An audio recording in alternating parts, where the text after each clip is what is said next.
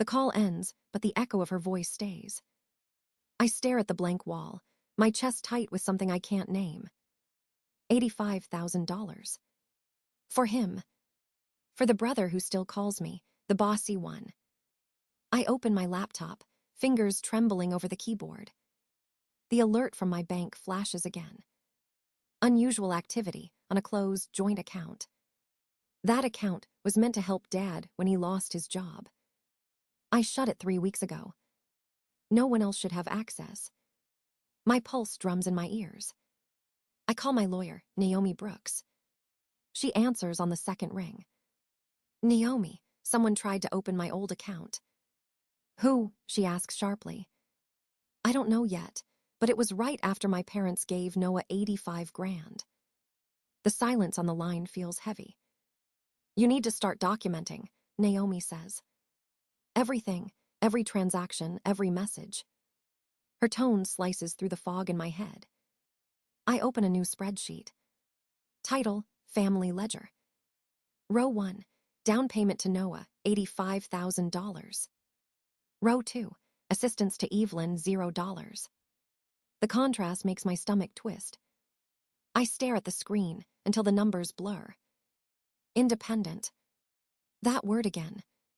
The family's favorite excuse for neglect. They call it pride, but it's permission. Permission to forget me when it's inconvenient. My phone buzzes with a new text. Sunday brunch at 1 p.m. Mom adds a heart emoji. I almost laugh. The timing feels cruel. But I go anyway. Curiosity wins over anger. The sun is bright when I arrive at their house. Noah's car sits in the driveway, shiny and new. He greets me with a grin too wide to be innocent. Hey sis, guess you heard the big news. I nod, forcing a smile. Mom hugs me tight, smelling of perfume and triumph. Dad claps Noah on the back like he's just won a war. We sit around the table, the air thick with unspoken things. Noah talks about the house, the yard, the maple trees. Every word feels like a knife twisting deeper. When I pull out my phone to take a photo, a message drops down the screen. Family group chat. I've never seen it before. The name hits me like ice water. Family only. No Evelyn. I tap it without thinking. Messages flood the screen.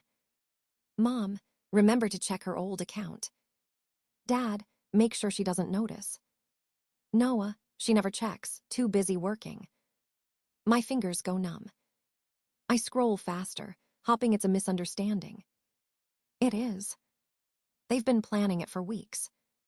The room spins, but I keep my expression neutral. Everything okay, honey? Mom asks, smiling sweetly. I look up from the screen and nod. Yes, everything's perfect. Inside, something hardens. Something final. I tuck the phone away and raise my glass. To family, I say. The words taste like ash. When they laugh and clink their glasses, I make a silent promise. They will never touch my accounts again. And this time I'll keep score. The next Sunday arrives with quiet dread.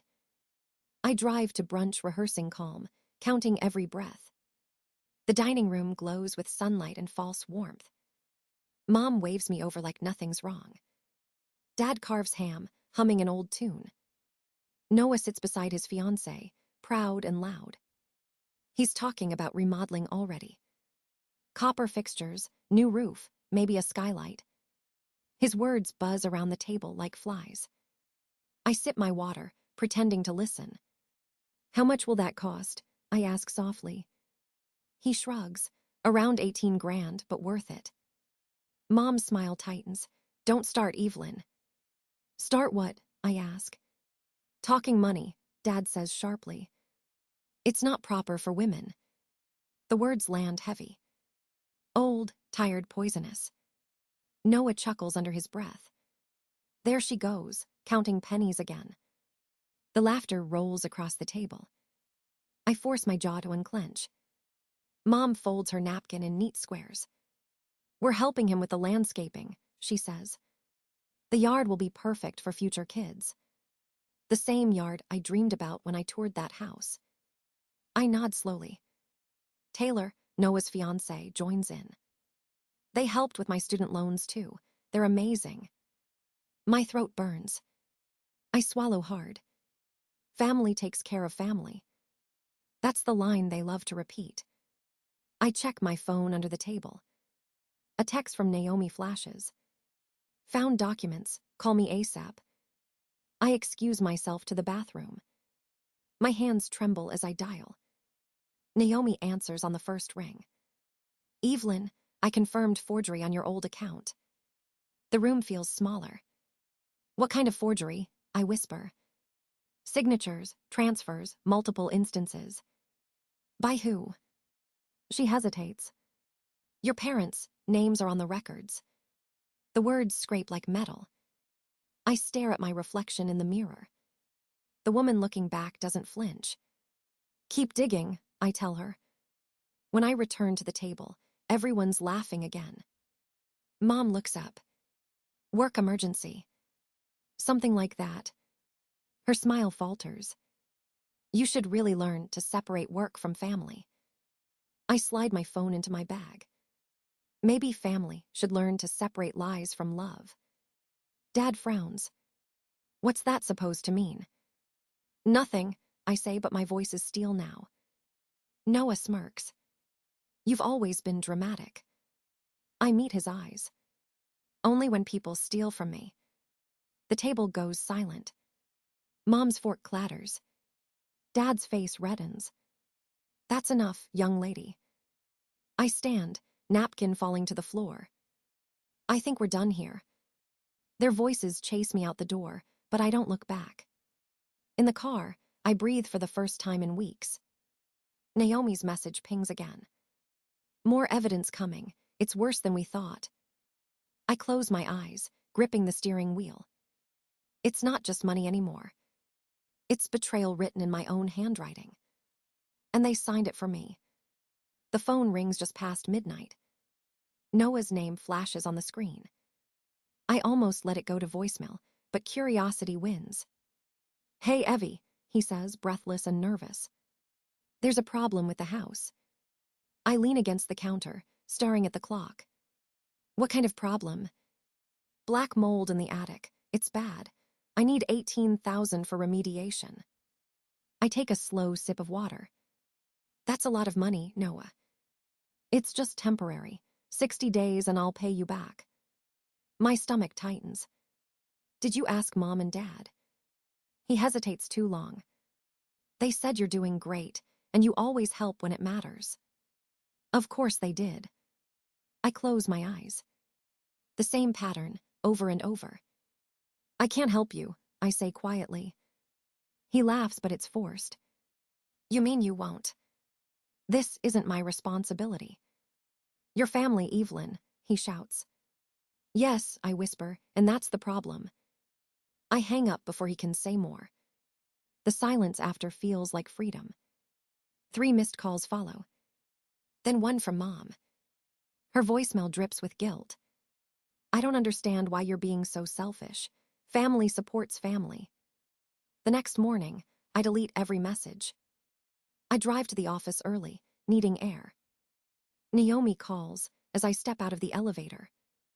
Your parents' names show up on 3 forged documents, she says. A coldness spreads through me. Keep everything, we'll need proof. When I reach my desk, my assistant, Claire, looks uneasy. Your parents are here. She whispers. My pulse spikes. They said it's urgent. In the conference room, Mom stands with open arms. Dad sits stiffly, his expression carved from stone. Darling, we're worried, Mom says sweetly. You've been distant. I'm preparing for a client meeting, I reply. Dad clears his throat. It's about Noah's inspection. The repairs can't wait. I'm aware, I answer. They exchange glances. We thought you might handle it, Mom says softly. I laugh once, sharp and humorless. Handle it, after the down payment, after the forgery. Mom blinks fast. What forgery? Don't play dumb, I say. Her voice sharpens. You're being dramatic again. Maybe, I say, but at least I'm honest. Dad's tone drops low. You're ruining this family. No, I tell him. You already did that. Claire appears at the door. Your clients are waiting, she says quietly. Perfect timing. Mom reaches for my hand. I step back. Please leave, I say.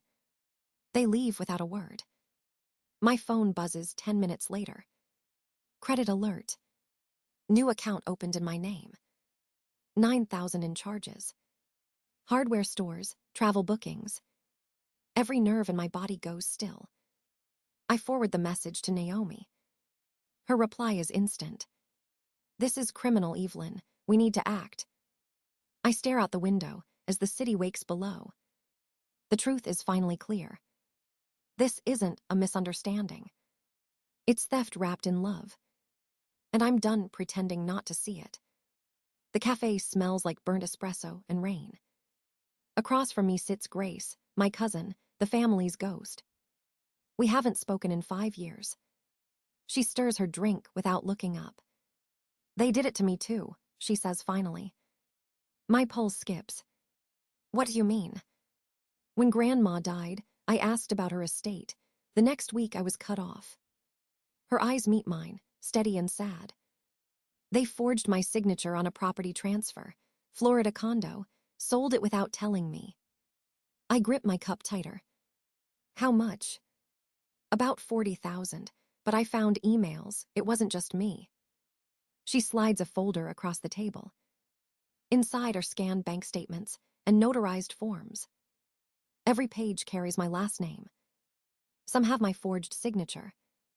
Others show deposits into my parents' account. I feel the world tilt.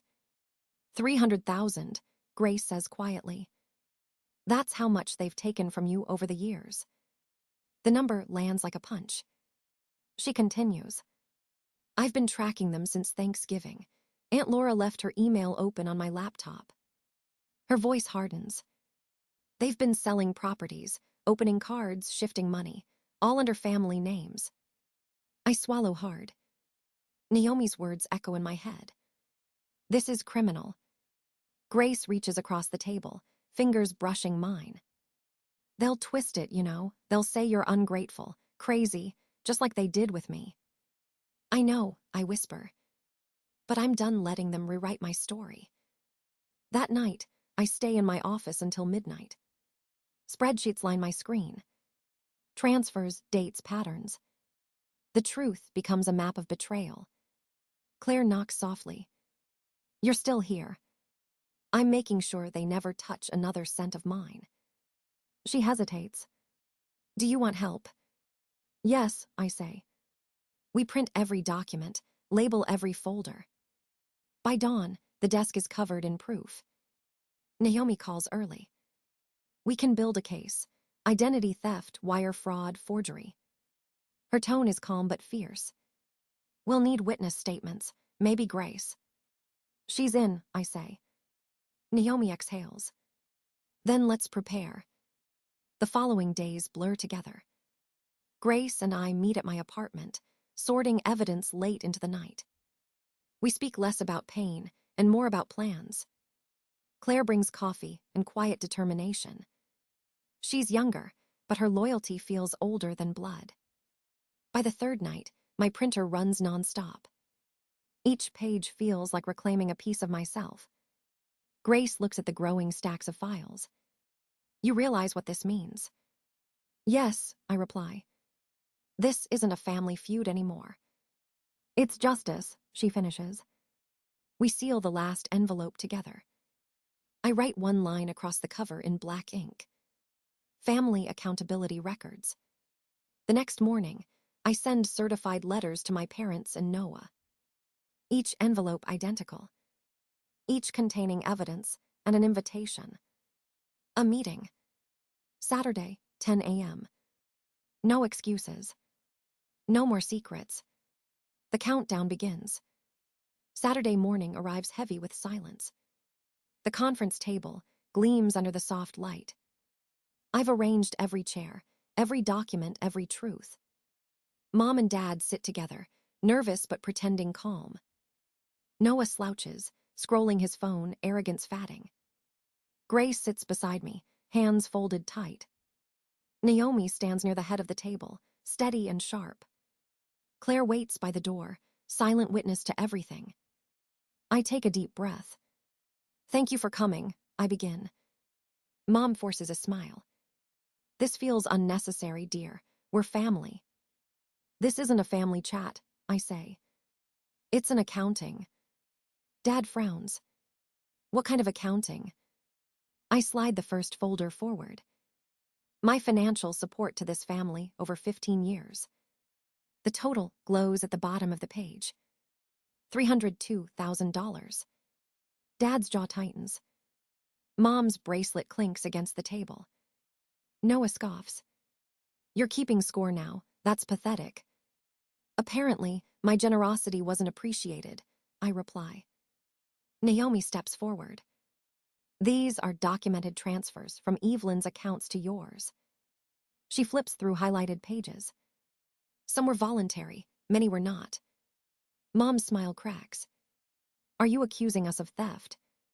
"I'm showing you proof," I say evenly. Naomi presses a button on the remote. The screen lights up with bank footage. Noah at a teller window, my ID in his hand. He curses under his breath. Dad stares, pale and silent. Grace opens her folder. "Here are the signatures from the Florida property sale," she says. "Forgeries confirmed by an expert." Mom's mascara streaks her cheeks. "You can't do this to your family." "You did this," I answer. Noah pushes his chair back hard. "This is insane. You're destroying everything." Naomi blocks the door. "Sit down, Mr. Hayes. We're not finished." I meet his glare without flinching. "You called me dramatic when I was generous. Now I'm just exact." The room fills with quiet so thick it hums. Naomi lays 2 envelopes on the table. One is a repayment agreement, 5 years, interest included.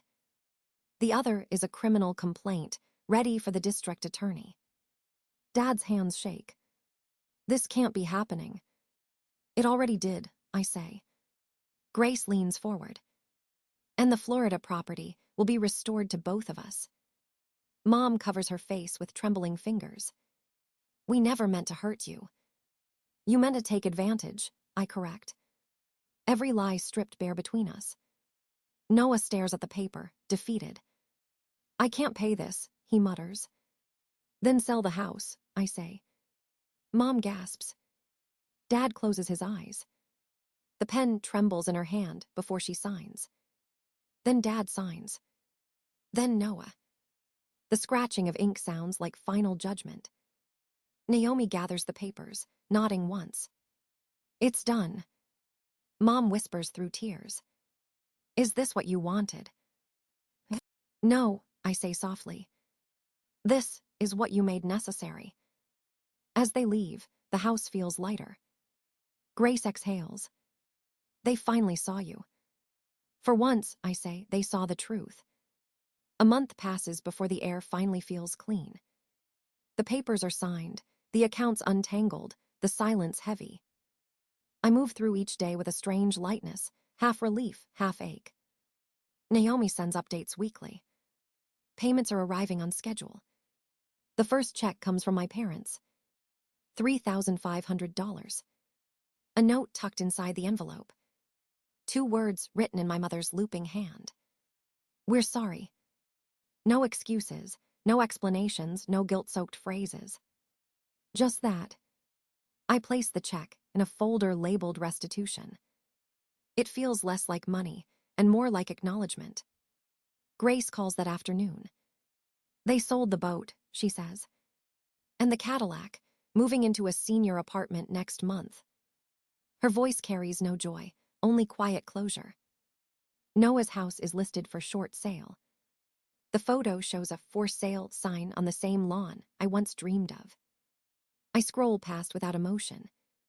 Some debts can't be repaid in dollars. Claire brings lunch to my office and smiles softly. "You look different," she says. Maybe I finally believe my own worth, I answer. She nods. That's better than any settlement.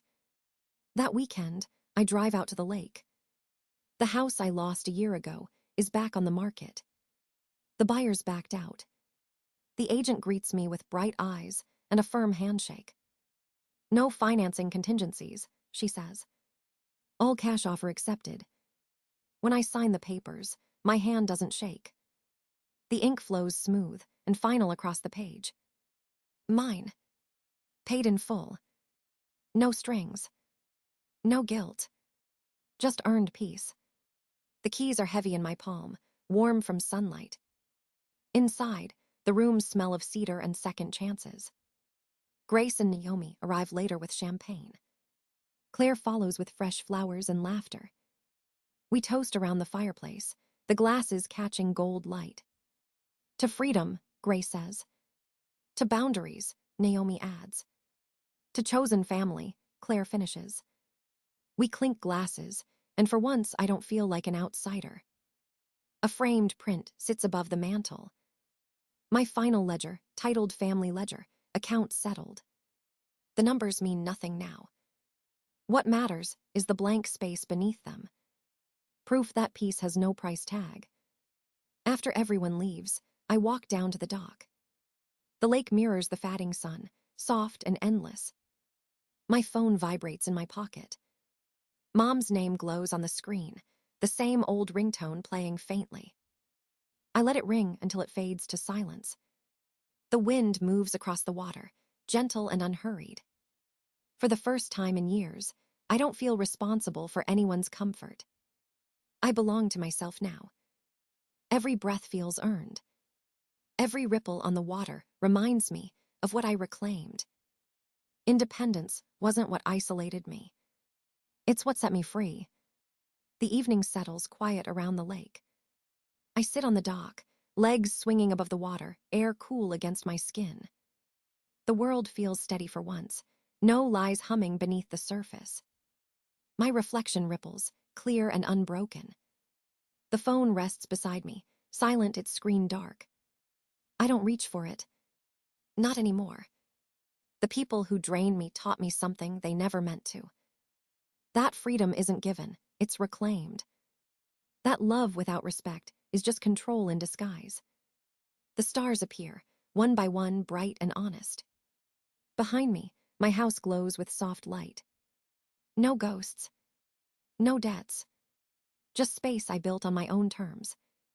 Grace's laughter still echoes from earlier, warm and real. Naomi's words linger too. You didn't lose a family, Evelyn. You found one that chose you back. I smile into the dark, letting the truth settle deep. The water laps against the wood, rhythmic, forgiving. I whisper a quiet goodbye to what used to hurt. Then I stand, barefoot and certain, walking toward the home that's finally mine.